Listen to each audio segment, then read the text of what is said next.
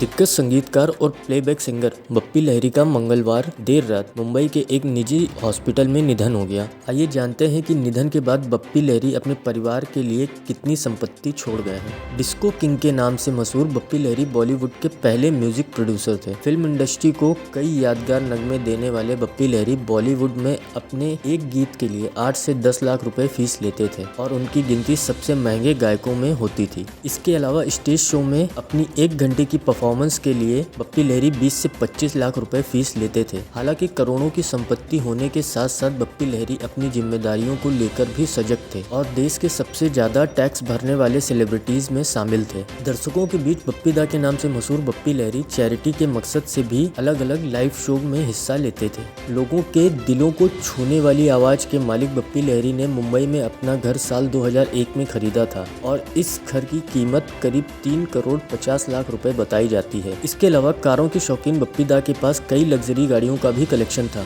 उनके गाड़ियों के कलेक्शन में एक BMW, एक ऑडी और एक टेस्ला एक्स सहित 5 महंगी कारें शामिल थे। फिल्म इंडस्ट्री में बप्पी लहिरी संगीत का दूसरा नाम थे और उन्होंने एक ऐसा रिकॉर्ड भी कायम किया जिसके लिए उन्हें Guinness book of world record में जगह दी गई। दरअसल बप्पी लहिरी का नाम Guinness book of world record में दुनिया के अकेले ऐसे म्यूजिक डायरेक्टर के तौर पर दर्ज किया गया है जिन्होंने एक ही साल के अंदर 1986 में 33 फिल्मों के लिए करीब 180 गाने रिकॉर्ड किए। संगीत की दुनिया में ऐसे कई मुकाम थे जिन्हें केवल बप्पी लहिरी ने ही हासिल किया। 1996 में जब मुंबई में माइकल जैक्सन का एक लाइव शो रखा गया तब बप्पी लहिरी ऐसे अकेले म्यूजिक डायरेक्टर थे जिन्हें इस शो में शामिल होने के लिए निमंत्रण भेजा गया था। बप्पी लहिरी का मानना था कि गोल्ड उनके लिए बहुत लकी है और इसी वजह से वो कम से कम 7-8 सोने की चेन पहनकर रखते थे। बप्पी लहिरी अपने परिवार के लोगों के लिए करीब 22 करोड़ रुपए की संपत्ति छोड़ गए हैं।